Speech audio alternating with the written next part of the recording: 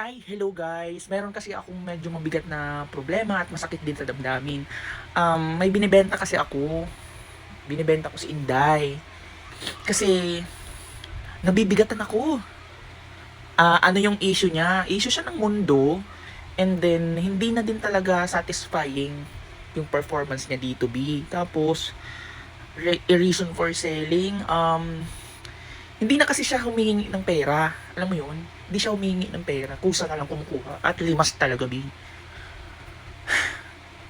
Ano pa yung issue niya? Pag nagtatantrum siya, though katulong siya, di ba?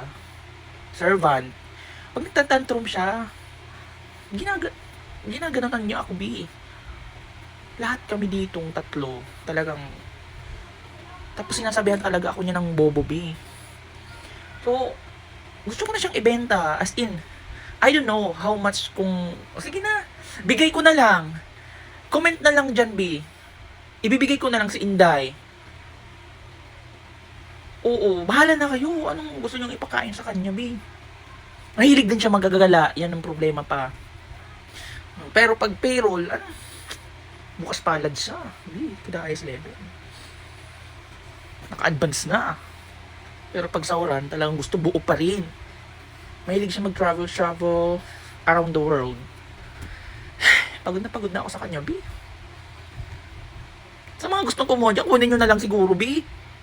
Kung mahal na mahal nyo, di, mag-live-in na kayo.